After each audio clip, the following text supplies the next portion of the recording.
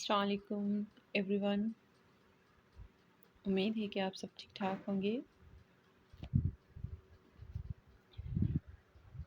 तो फ्रेंड्स, मैंने database management system की जैसे सीरीज़ स्टार्ट कर ली है। तो ये हमारी सेकंड वीडियो है on the database management system MCQs। So let's start. Which command is used to remove a relation from a SQL। अब यहाँ पर जो क्वेश्चन है दैट इज़ आस्किंग कि वो कौन सी कमांड है जिसके थ्रू हम रिलेशन को डिलीट करते हैं फ्रॉम SQL। अब यहाँ पर अगर मैं रिलेशन की बात करूँ, रिलेशन जैसे मैंने पहले भी वीडियो में बताया था कि रिलेशन कहते हैं हम टेबल को इन डेटाबेस मैनेजमेंट सिस्टम। सो यहाँ पर अगर हम SQL की बात करें तो ये हमारे पास डेटाबेस मैनेजमेंट सिस्टम के को एग्जीक्यूट या फिर उसको एक्सट्रैक्ट करने के लिए एक लैंग्वेज है जिसको जो है वो स्ट्रक्चर्ड क्यूरी लैंग्वेज कहा जाता है।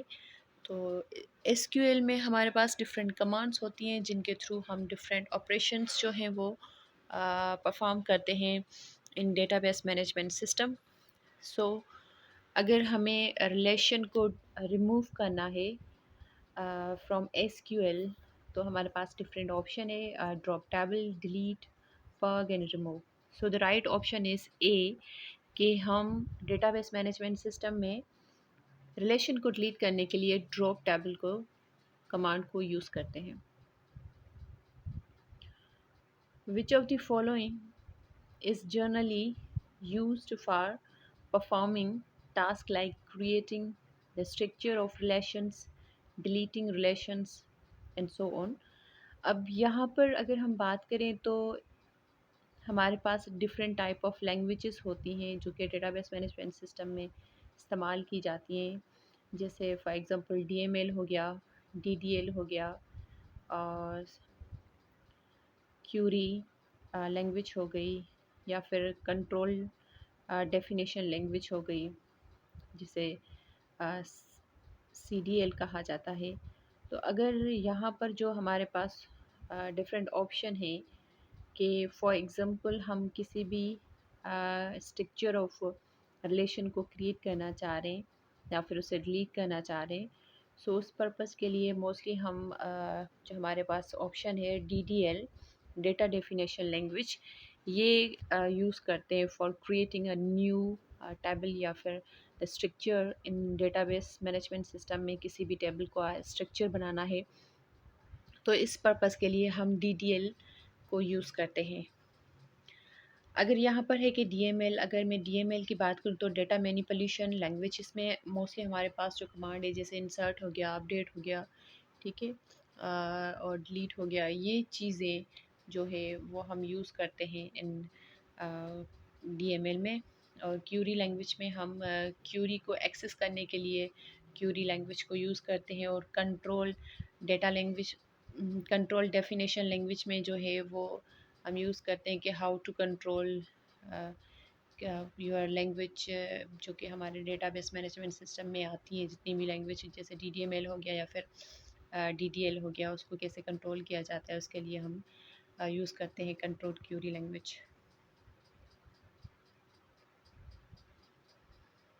Okay, which of the following provides the ability to query information from the database and insert tuples into, delete tuples from and modify tuples in the database। अब same अगर यहाँ पर structure of database की बात की जाए तो उसमें हम DDL को यूज़ करते हैं, मगर यहाँ पर जैसे मैंने बताया आप लोगों को कि DML में हम क्या करते हैं, किसी भी टेबल को टेबल में जो डेटा है उसे इंसर्ट करना या फिर टेबल में से जो डेटा है उसे डिलीट करना या फिर उसकी जो टेबल है उसमें जो डेटा है उसे मॉडिफाई अपडेट करना। तो ये सारी जितनी भी ऑपरेशंस होती हैं ये DML जो है परफॉर्म करता है, यानी data manipulation language. What do you mean by one to many relationship. अब अगर हम बात करें कि डेटाबेस मैनेजमेंट सिस्टम में जो है वो रिलेशनशिप होते हैं, जैसे वन टू वन रिलेशन या फिर वन टू मेनी रिलेशन या फिर many to many relation.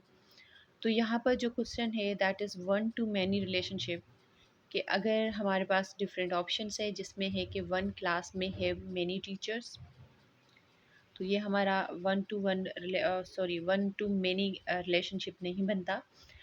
Option B है one teacher can have many classes. Exactly, एक टीचर है और उसके पास मल्टीपल क्लासेस हैं, so this is called as a one to many relationship. Many classes में हैव मैनी टीचर्स नहीं, ये मैनी टू मैनी रिलेशनशिप हो जाएगा। मैनी टीचर्स में have many classes, no it's not. So the right option is B, one teacher can have many classes. The term FAT is stands for, यहाँ पर जो हमारे पास fate है उसकी abbreviation पूछी जा रही है कि FAT is stands for what. So हमारे पास डिफरेंट ऑपरेशन है, file allocation tree, file allocation table, file allocation graph या फिर all of the above. So the right option is file allocation table. Mostly जो फेट हमारे पास होती है, आपने आपके पास इफ़ यू हैव नॉलेज कि हमारे पास डिफरेंट टाइप ऑफ फाइल होती हैं, जैसे हमारे पास new N F T S हो जाता है, फिर या फिर एफ ए टी हो जाता है। तो यहाँ पर जो वही फाइल हैं जिनकी हमें एब्रीवेशन पूछ रहे हैं कि फेट की जो है वो एब्रीवेशन क्या है, तो file allocation table.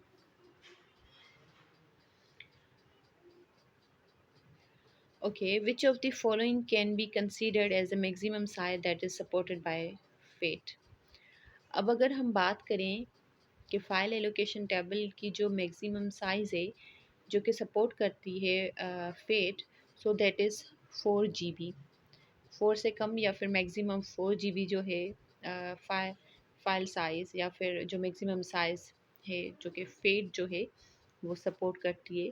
So the right answer is B, 4 GB।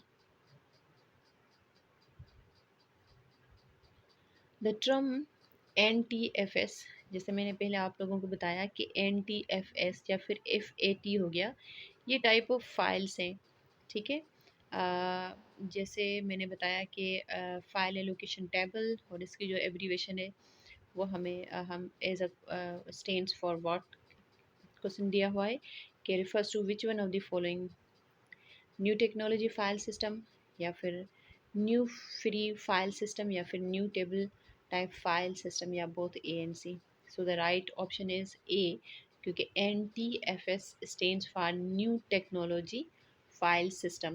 So this is the type of file. Here is the answer.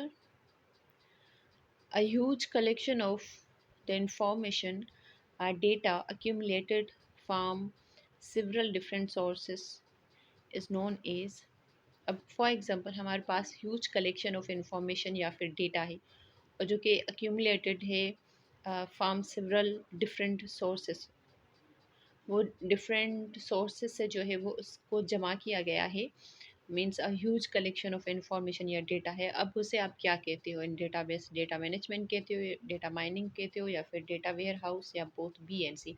So the right option is data warehouse. जब भी आपकी ह्यूज कलेक्शन ऑफ इंफॉर्मेशन या data एक जगह accumulated हो तो उसे आप डेटा वेयर हाउस कहते हैं। So here's answer. Okay, which of the following can be used to extract or filter the data or information from the data warehouse? अब जैसे मैंने आप लोगों को बताया कि डेटा वेयर हाउस हम किसे कहते हैं, जब आपके पास ह्यूज अमाउंट ऑफ डेटा या फिर इंफॉर्मेशन हो उसे आप वेयर हाउस कहते हो। अब यहाँ पर है कि उसी वेयर हाउस को में जो डेटा पड़ी हुई है उससे फॉर एग्जांपल हम एक्सट्रैक्ट या फिर फ़िल्टर करना चाह रहे हैं उस डेटा या इंफॉर्मेशन को। सो इस प्रोसेस को क्या कहा जाता है, तो एग्जैक्टली इस प्रोसेस को जो कहा जाता है that is option number C, data mining. Which one of the following refers to the copies of the same data or information occupying the memory space at a multiple places? अब database management system में क्या होता है कि हमारे पास data redundancy भी होती है। जैसे यहाँ पर बताया जा रहा है कि अगर आपके पास सेम डेटा या इंफॉर्मेशन मेमोरी में प्रेजेंट है तो इस चीज़ को आप क्या कहते हैं? For example duplication of your data is present in the space और in the memory, so that thing is known as a data redundancy. अब इस चीज़ को क्या कहा जाता है? Data redundancy. रिडंडेंसी को हमेशा याद रखें कि मीन्स डुप्लीकेशन ऑफ डेटा को हम रिडंडेंसी कहते हैं in the database. So the right option is data redundancy. So friends, यहाँ तक आज की हमारी डेटाबेस मैनेजमेंट सिस्टम की एमसीक्यूज़ की सीरीज़ थी। सो आई होप आप लोगों को समझ आ रही होगी। सो दुआ में याद रखिए। अल्लाह हाफिज़। इंशाल्लाह फिर मिलेंगे हम नेक्स्ट न्यू वीडियो में।